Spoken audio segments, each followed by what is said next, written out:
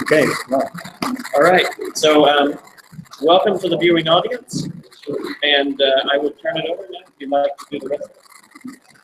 And I think I'm not using this. I think I'm using that Logitech sound, well, the camera and the speaker.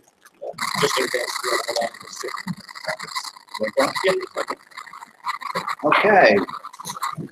Welcome to this second annual Aquinas Leadership International historic conference at Immaculate Conception Seminary in beautiful Huntington, Long Island. And the conference topic is Religion, Atheism, and Common Sense. And we have a number of sponsors for this this meeting today. I'd just like to thank, before we start, I'd like to thank the seminary for allowing us to host this event at the seminary, as well as the Adler Aquinas Institute, the Center for the Study of the Great Ideas, the Catholic Education Foundation, Holy Apostles College and Seminary, the International Etienne Gilson Society, and the Studia Gilsoniana, Classical Philosophical Journal. We're going to start the first session with a video by Mortimer J. Adler, an interview between Mortimer J. Adler and William F. Buckley, related to our All Religions Equal.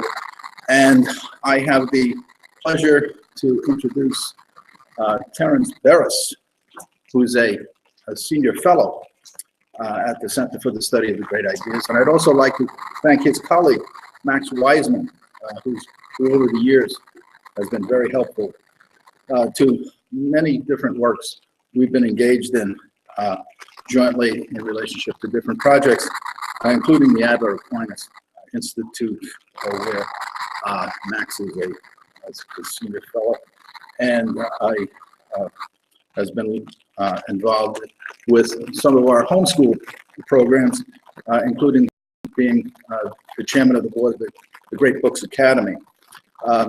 Terry Barris has also been a terrific help in organizing this conference, and in fact suggesting the inclusion of the new evangelization as a main topic for it.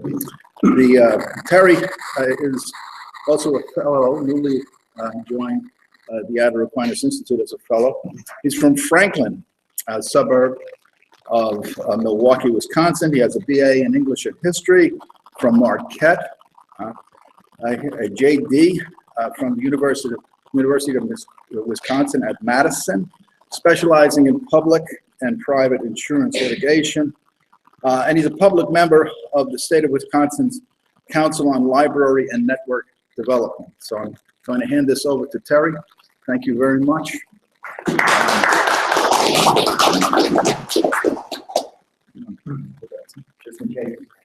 Okay, thank you, Peter. Thank you for that introduction.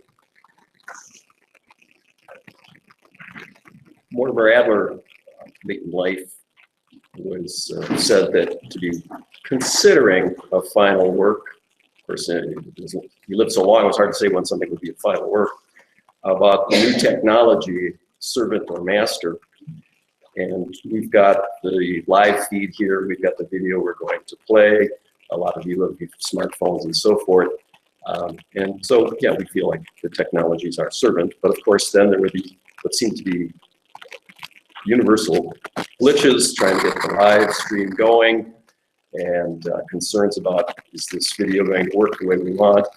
And so Adler, perhaps we miss hearing what he'd have to say about whether we're really the master or the servant of our technology.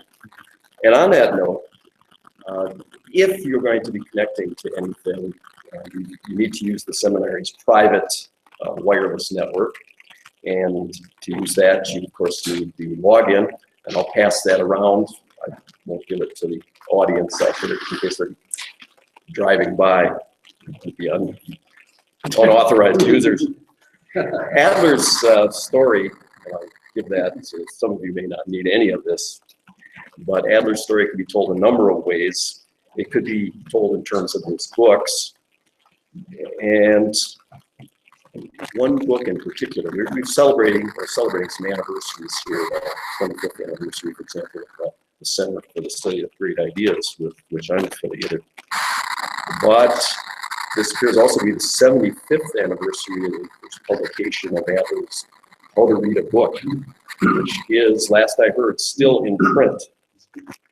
And another, of course, of his affiliations in publishing was his longtime connection with Encyclopedia Britannica Incorporated, which was news a few years ago that the Encyclopedia Britannica is out of print. You can still access it online, but again, with the impact of technology, print encyclopedias, in my field, my former field, printed law books perhaps are almost a thing of the past. And yet there is How to Read a Book still going strong after 75 years. And that's about one of about 50 books by Dr. Adler.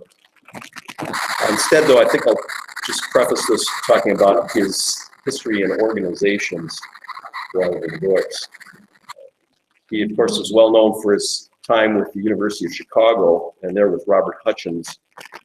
They were particularly known for this experiment with the, speaking of print,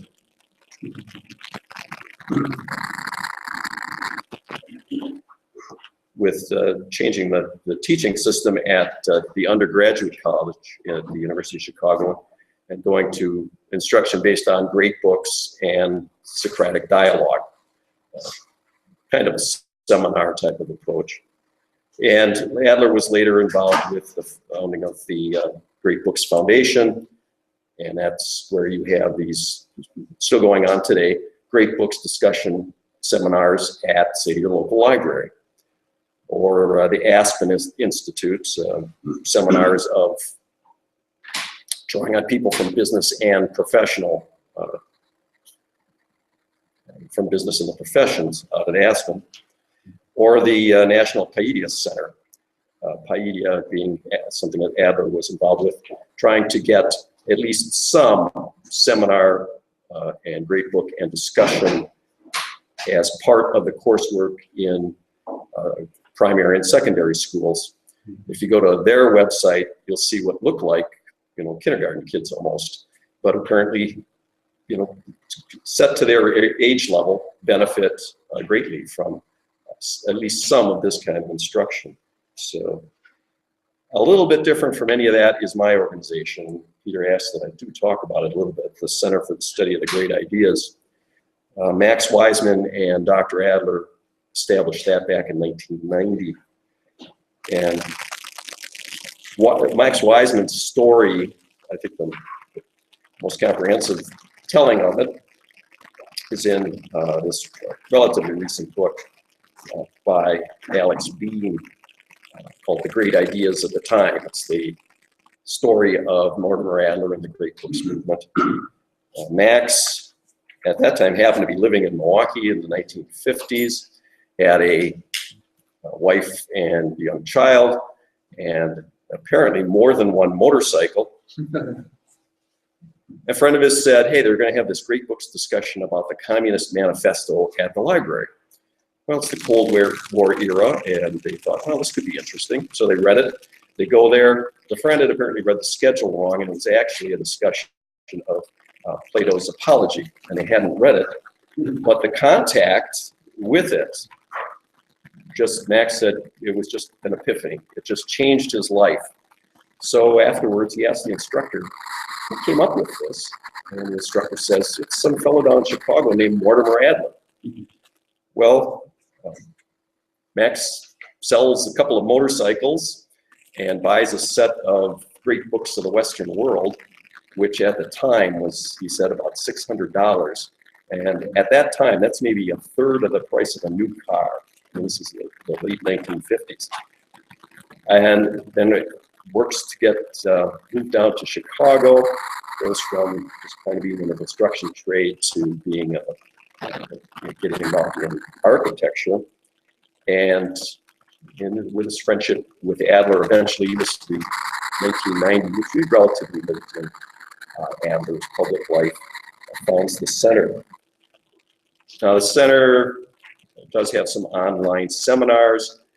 Max's theory is to concentrate a little more, or maybe more than a little more, on the ideas in the work as opposed to an analysis of the work itself.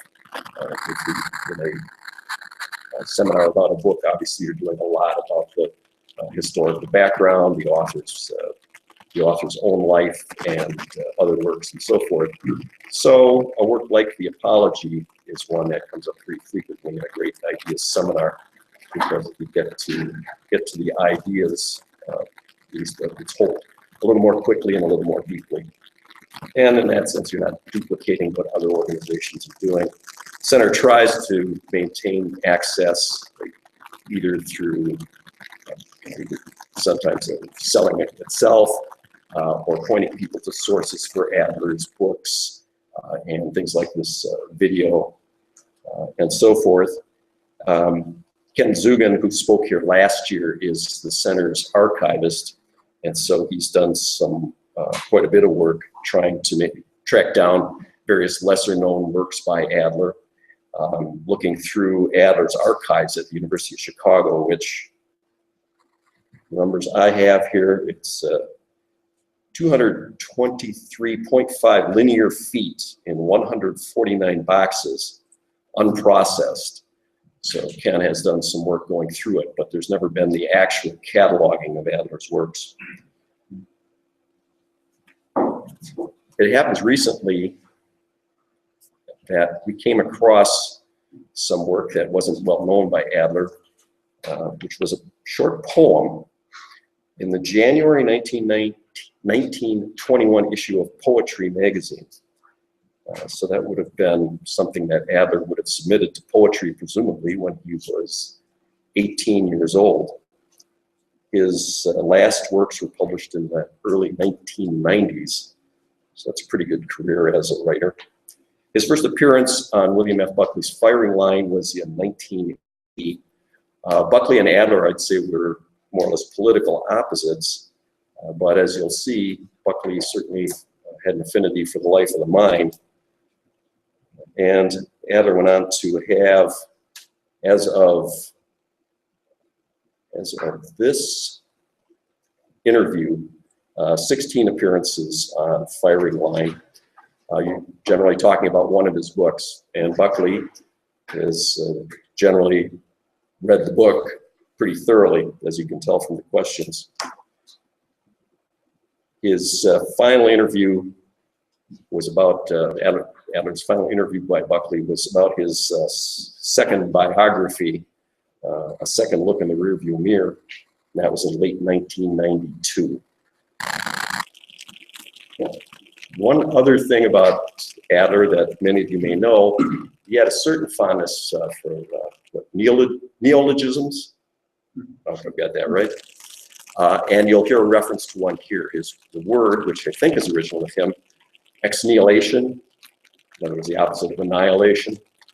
And so Buckley will refer to that because it's mentioned in, it came up, I think, originally in his How to Think About God, a book from 1980. And it's mentioned here in the book under discussion, Truth and Religion. In the earlier interview on that other book, How to Think About God, Adler mentions that people were very drawn to his public talks about these books on philosophy and religion, and can you prove the existence of God? He felt that he really could not give people as much as they wanted, but he said they seemed very satisfied with what he could present, as he summed it up. Though they expected more, they are, I think, pleased to have the little I can give, which may be something of an epitaph for Mortimer Adler. So that, we can start the video. All right, just let me know if we should dim the lights if you prefer. Oh, before you do that, we need to not broadcast the Firing Line presentation. Okay. If I understand correctly. If you go to the If you go to the website for Center of the Study of the Great Ideas, and you do that worse, if you do that search, Center of Study, Great Ideas, and blog, you'll get our weblog. And the post currently up there is about this session. And on there are links to the firing line transcripts of this video, which are posted online. One is at the Hoover Institution, which has the Buckley firing line archive. They seem to have been having some trouble with that. So I've also put on a link to the transcript at the Internet Archive.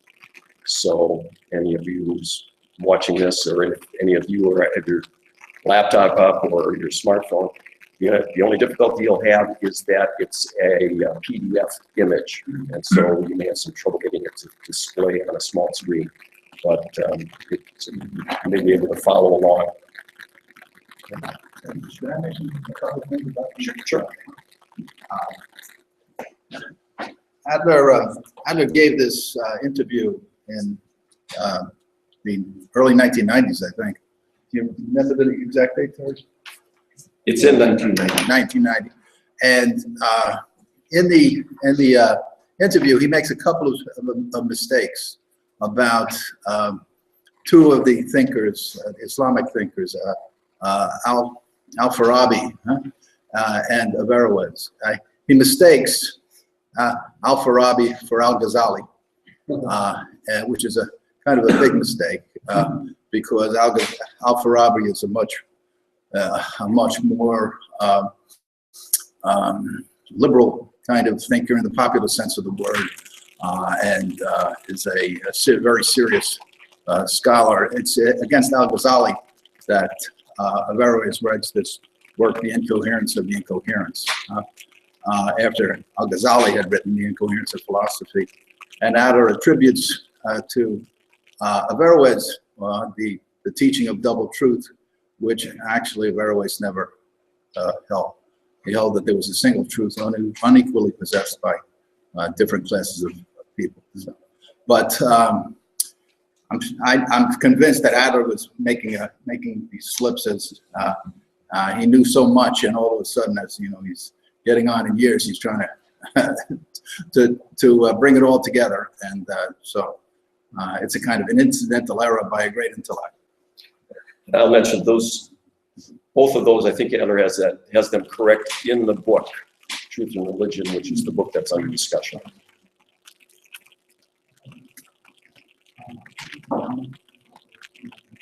All right. So for those of you in our viewing audience, the film lasts about an hour, so we're going to take a recess, at least from live streaming for that hour. And It's probably closer to a half hour, I think, on this particular one. Yeah. Some of them are an hour, but this one's about a half hour. all right, so we're going to come back here at 2 o'clock Eastern Daylight Time for those of you who want to return. And again, the script, if you've come in through Holy Apostles and you've come in through the Holy Apostles website, you'll be able to find that at the bottom of the news page, there's a link. Click that. You can read exactly what it is that we're going to be watching. Half an hour? We'll see you back in half an hour.